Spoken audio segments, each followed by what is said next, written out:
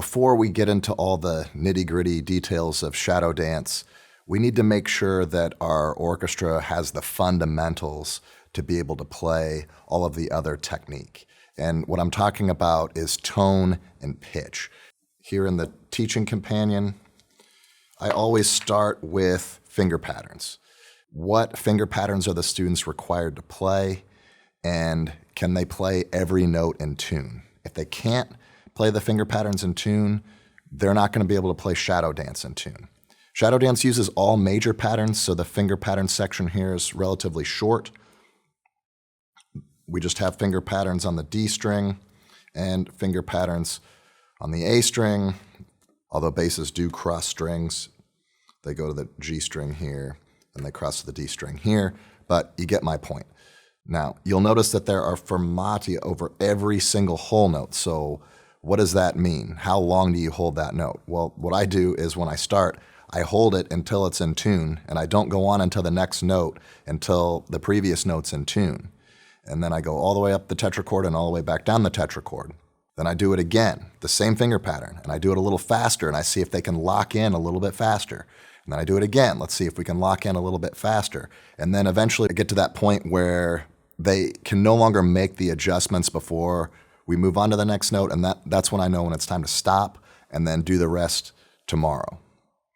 Or if it's a Friday, do it on Monday.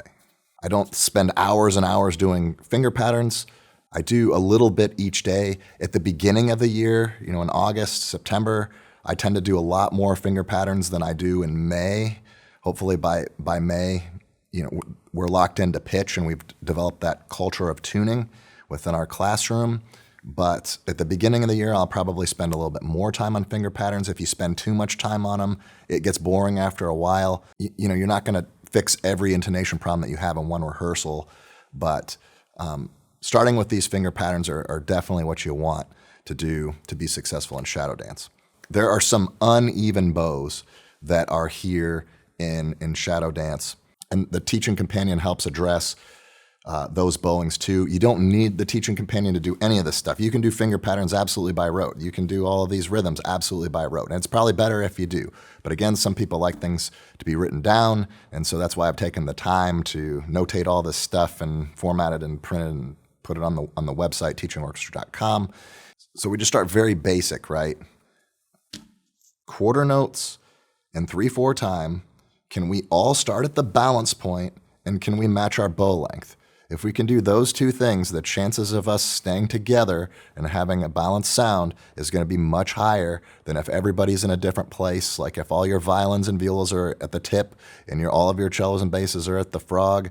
When we do some of this split stuff that we have, especially when we have stuff here like in the B section, trying to line up all of this stuff with the low strings doing something completely different is going to be more of a challenge if we don't have uniform bowings.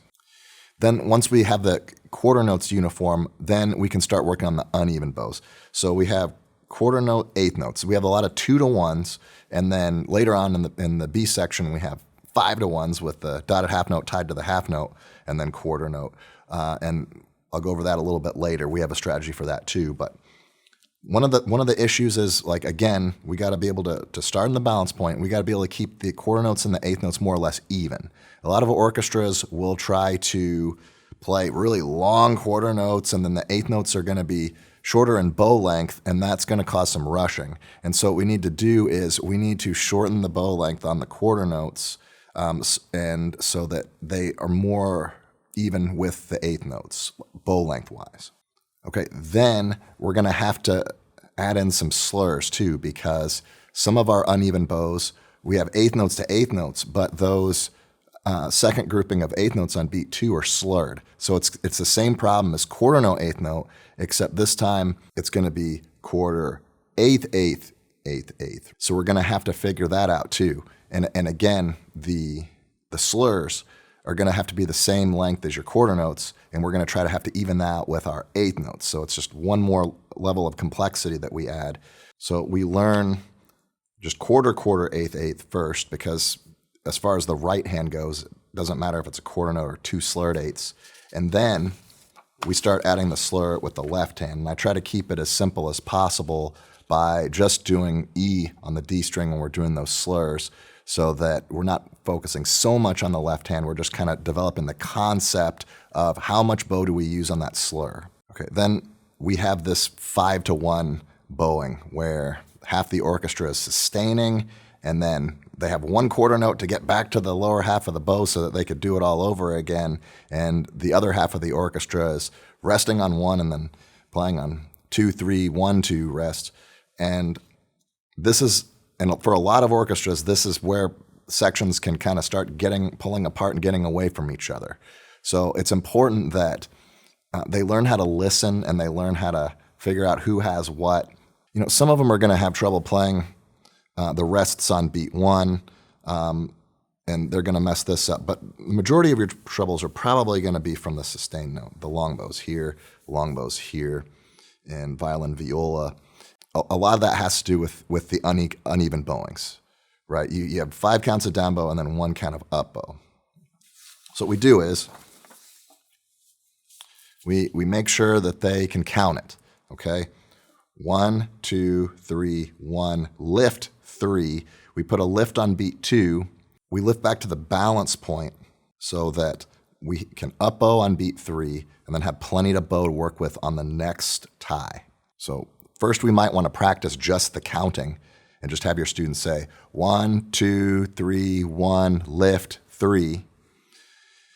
Once they get good at that, we might have them shadow bow it. 1, 2, 3, 1, lift 3. Then we set them on the string, and we're just going to play open D. Okay, 1, 2, 3, 1, lift, and I would freeze and make sure everybody's at the balance point on 3, making sure that we hit that target every time. So 1, 2, 3, 1, lift, freeze. Is everybody at the balance point? Check your stand partner. Okay, that kind of stuff. Then we can start adding the left hand. I like to rehearse this stuff homogeneously. I like to have everybody doing the same thing. So again, the teaching companion helps to solve that issue, because in context, when we look at this at measure 20, you know, our low strings are going to be playing the sustain and our high strings are going to be playing the quarters. And we don't want to just yell at our cellos and basses for not setting back to the balance point. We want to be able to yell at our whole orchestra because that's more efficient, right? So if you don't have the teaching companion, that's fine. You can have your low string start at 20 and your upper string start at 28 and just have them play. That way they're playing the same stuff. And then when you're ready to learn the other section, you can flip it around and have your high strings play at 20 and your low strings play at 28. That way they're all playing the same thing and you can teach more efficiently.